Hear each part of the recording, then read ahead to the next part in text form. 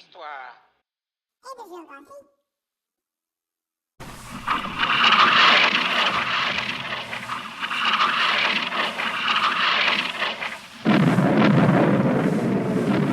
Ah là là, quel raffut! Stop! Bonjour les drôles historiens. Aujourd'hui, nous allons parler de la Première Guerre mondiale. Nous sommes au matin du 11 novembre 1918. Dans quelques heures, la Première Guerre mondiale va prendre fin.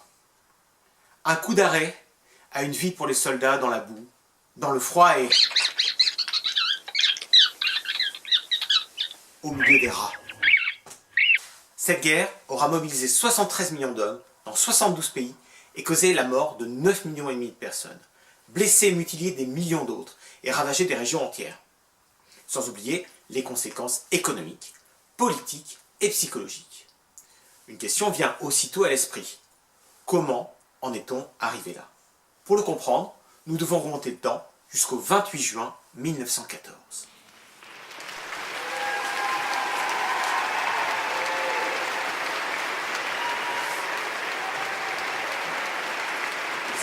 Laissez-moi regarder, mais... Mon Dieu.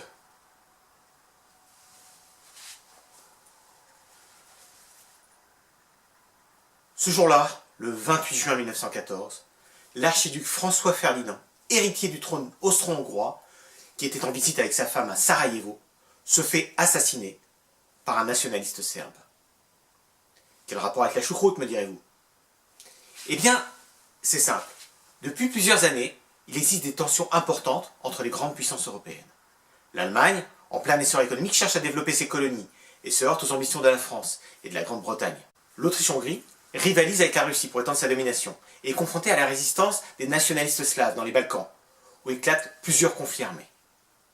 La France, quant à elle, n'a toujours pas digéré sa défaite face à l'Allemagne en 1870, et notamment la perte de l'Alsace et de la Lorraine. L'assassinat de Sarajevo détruit l'équilibre péniblement établi en Europe.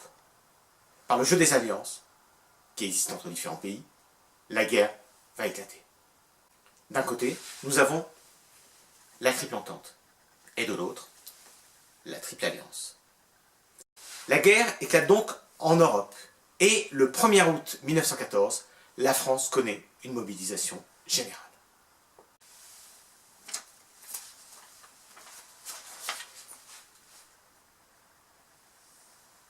On imagine alors que le conflit sera court et que les soldats mobilisés sont rentrés chez eux avant Noël. Tu parles.